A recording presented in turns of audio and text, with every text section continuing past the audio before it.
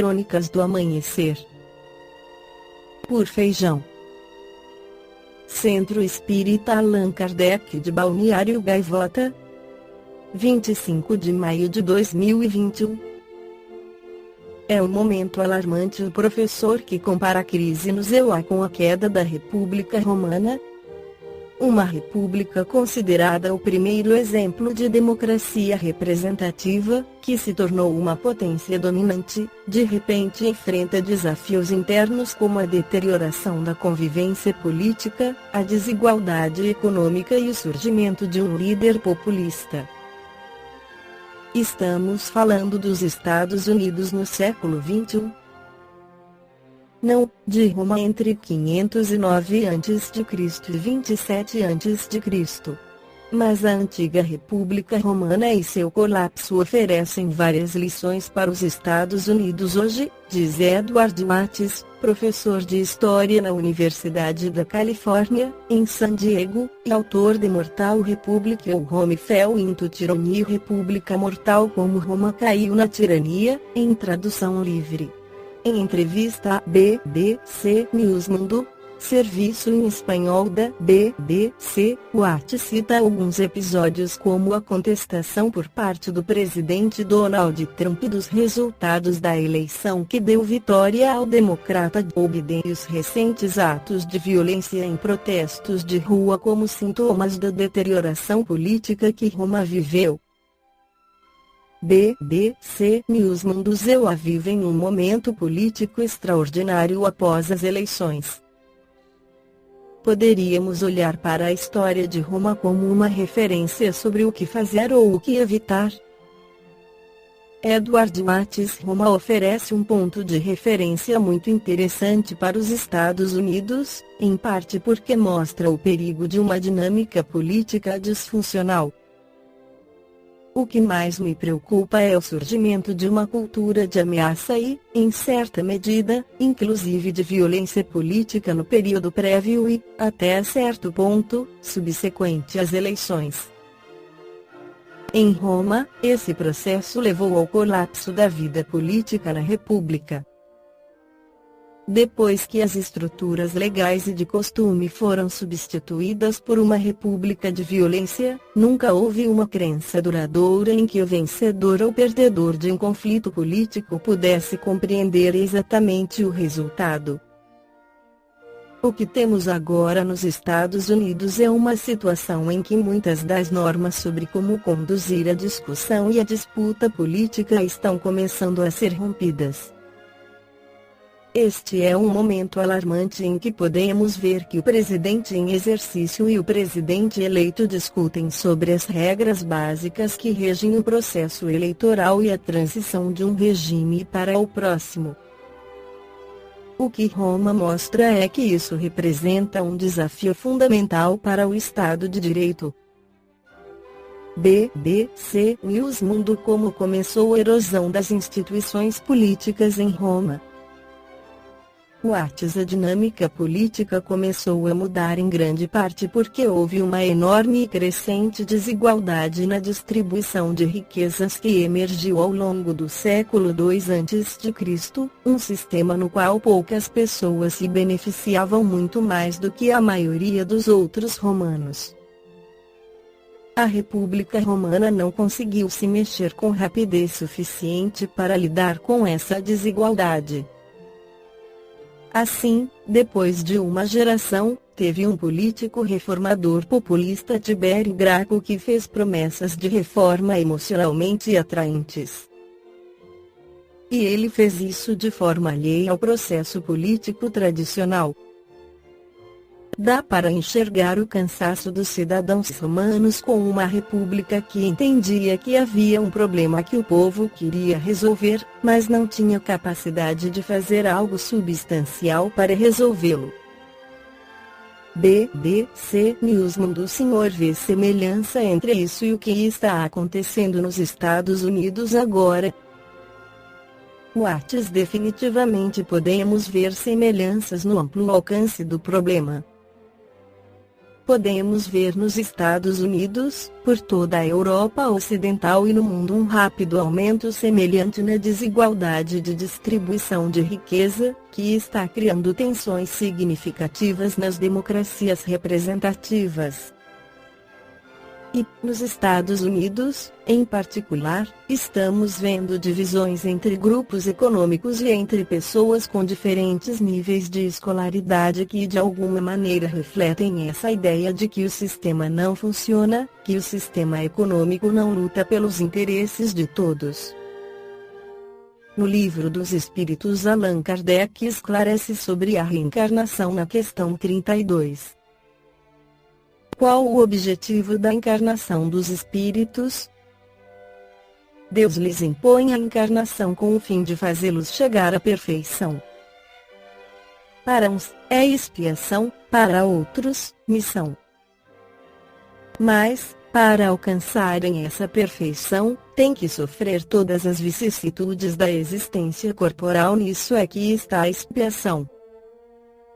Visa ainda outro fim, a encarnação de pôr o espírito em condições de suportar a parte que lhe toca na obra da criação. Para executá-la é que, em cada mundo, toma o espírito um instrumento em harmonia com a matéria essencial desse mundo, a fim de aí cumprir, daquele ponto de vista, as ordens de Deus. É assim que, concorrendo para a obra geral, ele próprio se adianta. A ação dos seres corpóreos é necessária à marcha do universo. Deus, porém, na sua sabedoria, quis que nessa mesma ação eles encontrassem um meio de progredir e de se aproximar dele. Deste modo, por uma admirável lei da providência, tudo se encadeia, tudo é solidário na natureza. No livro O Caminho da Luz, o Espírito Emmanuel, pela psicografia de Francisco Cândido Xavier, esclarece sobre Roma. Em breve, porém, a família romana, cheia das tradições de generosa beleza, foi dilacerada pelos gênios militares e pelos espíritos guerreiros. O progresso incessante da cidade formava tendência geral ao expansionismo em todos os domínios. Entretanto, os pródromos do direito romano e a organização da família assinalavam o período da maioridade terrestre. O homem, com semelhantes conquistas, estava a desferir o voo para as mais altas esferas espirituais. As legiões magnânimas do Cristo aprestam-se para as últimas preparações de seus gloriosos caminhos na face do mundo. O Evangelho deveria chegar como a mensagem eterna do amor, da luz e da verdade para todos os seres. Todavia, a liberdade pessoal e coletiva é respeitada pelo plano invisível e Roma não se mostra digna das numerosas dádivas recebidas. Em vez de estender os seus laços pela educação e pela concórdia, deixa prender-se por uma legião de espíritos agressivos e ambiciosos, alargando a sua influência pelo mundo com as balistas e catapultas dos seus guerreiros. Depois das conquistas da península, empreende a conquista do mundo, com as guerras púnicas, terminando por submeter todo o Oriente, onde também se encontrava a Grécia esgotada e vencida. Os enviados do Cristo harmonizam esses terríveis movimentos no Instituto das Provações necessárias aos indivíduos e aos seus agrupamentos. Todavia, a realidade é que Roma assumia, igualmente, as mais pesadas responsabilidades e os mais penosos débitos, diante da justiça divina. Suas águias vitoriosas cruzam, então, todos os mares. O Mediterrâneo é propriedade sua e o Império Romano é o império do homem, ouvindo-se a voz diretora de um só homem para quase todas as regiões povoadas da terra. Segue Emmanuel, Império Romano, que poderia ter levado a efeito a fundação de um único Estado na superfície do mundo, em virtude da maravilhosa unidade a que chegou e mercê do esforço e da proteção do alto, desapareceu no mar de ruínas, depois das suas guerras, desvios e circos cheios de feras e gladiadores. O imenso organismo apodreceu nas chagas que lhe abriram a incúria e a impiedade dos próprios filhos e, quando não foi mais possível o paliativo da misericórdia dos espíritos abnegados e compassivos, dada a galvanização dos sentimentos gerais na mesa larga dos excessos e prazeres terrestres, a dor foi chamada a restabelecer o fundamento da verdade nas almas. Da orgulhosa cidade dos imperadores não restaram senão pedras sobre pedras. Sob o látego da expiação e do sofrimento, os espíritos culpados trocaram a sua indumentária para a evolução e para o resgate no cenário infinito da vida, e, enquanto muitos deles ainda choram nos padecimentos redentores, gemem sobre as ruínas do Coliseu de Vespasiano os ventos tristes e lamentosos da noite.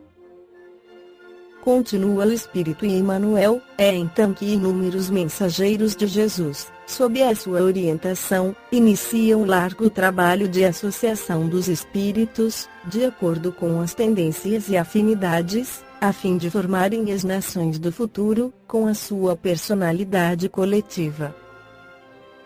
A cada uma dessas nacionalidades seria cometida determinada missão no concerto dos povos futuros, segundo as determinações sábias do Cristo, erguendo-se as bases de um mundo novo, depois de tantos e tão continuados desastres da fraqueza humana. Atravessemos a Mancha e deparar-se-nos-á na Grã-Bretanha a edilidade romana, com a sua educação e a sua prudência, retomando de novo as rédeas perdidas do Império Romano, para beneficiar as almas que aguardaram, por tantos séculos, a sua proteção e o seu auxílio. Sobre o futuro da América esclarece Emmanuel, embora compelida a participar das lutas próximas, pelo determinismo das circunstâncias de sua vida política, a América está destinada a receber o cetro da civilização e da cultura, na orientação dos povos por vindouros.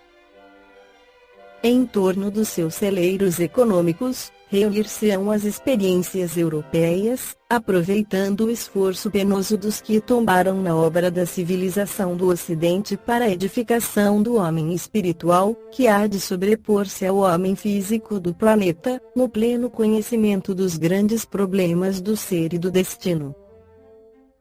Para esse desiderato grandioso, apresta-se o plano espiritual, no afã de elucidação dos nobres deveres continentais.